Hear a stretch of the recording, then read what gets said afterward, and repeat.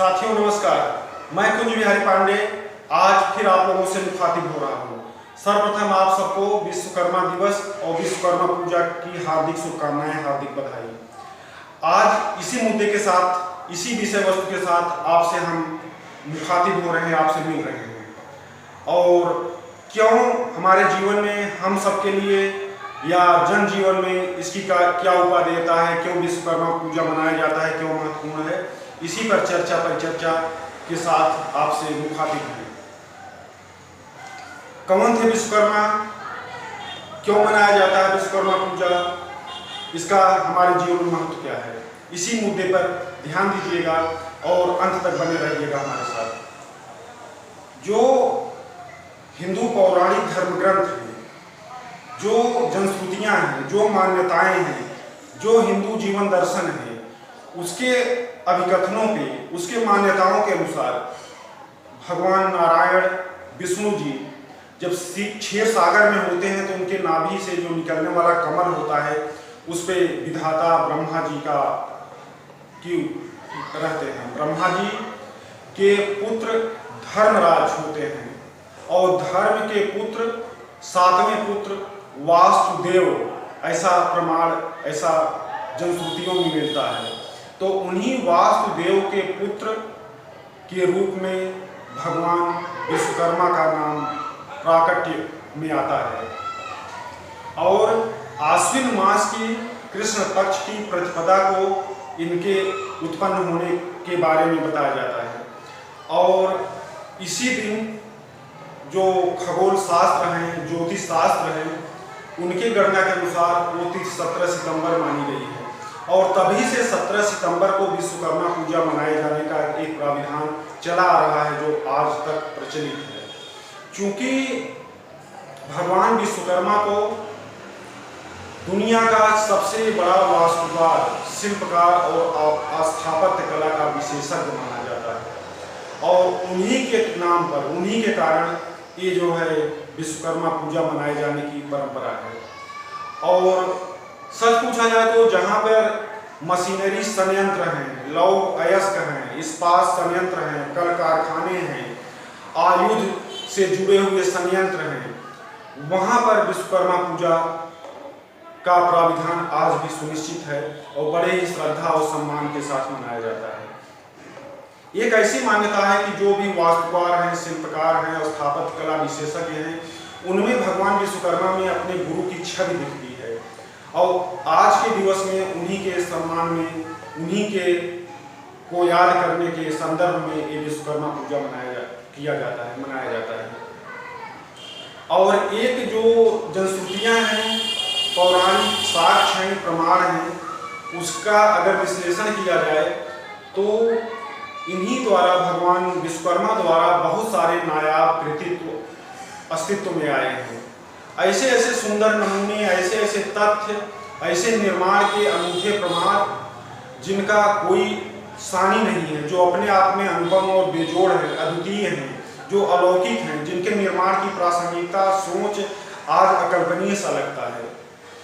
अगर सतयुग की बात करें तो सतयुग में जो तैयार स्वर्गलोक है, ऐसा माना जाता है कि उसकी परिकल्पना, उसका निर्माण, उसका सृजन भगवान विश्वकर्मा के ही हाथों हुआ था। त्रेता युग में रावण की जो सोने की लंका है, उसका निर्माण विश्वकर्मा द्वारा हुआ है।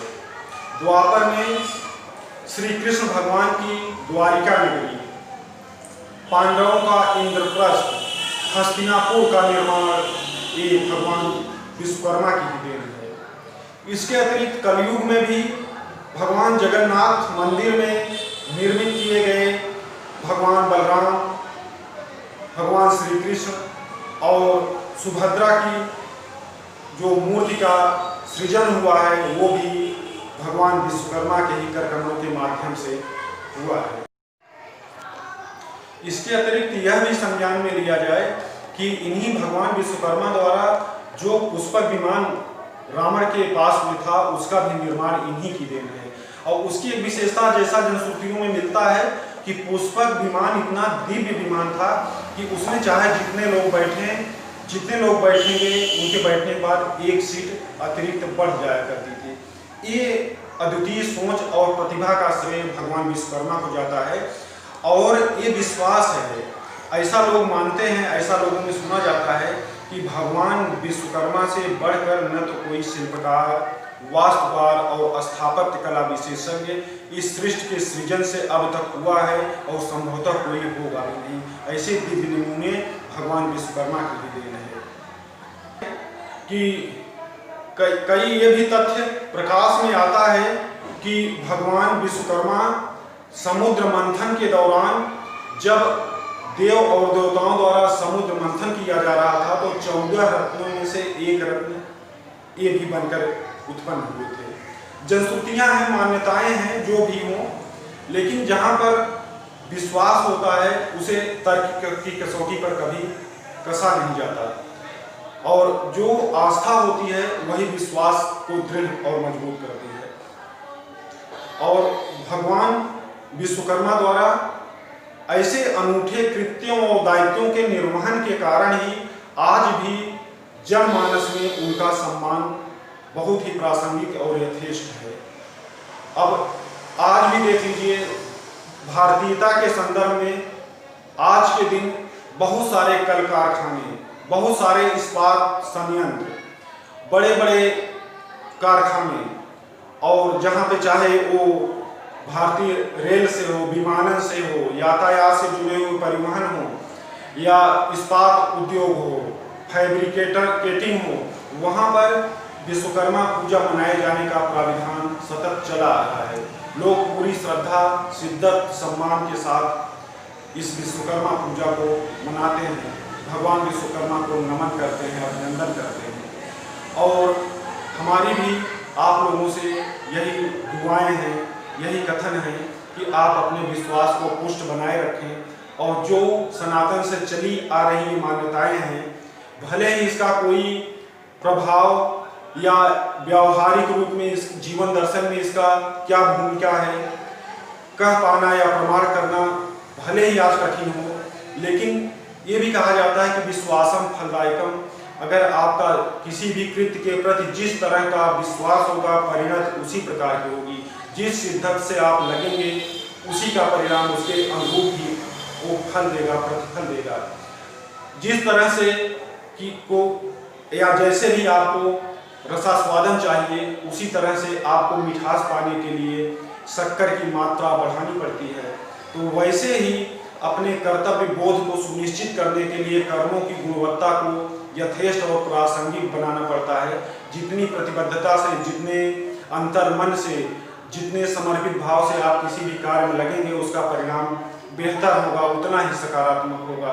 भगवान विश्वकर्मा की कृपा, अनुकंपा आप लोगों पर सतत बनी रहे, और आप लोग पूरी श्रद्धा और विश्वास के साथ हर साल इस अवसर पर ये विश्वकर्मा पूजा का कार्यक्रम संपन्न करते रहें।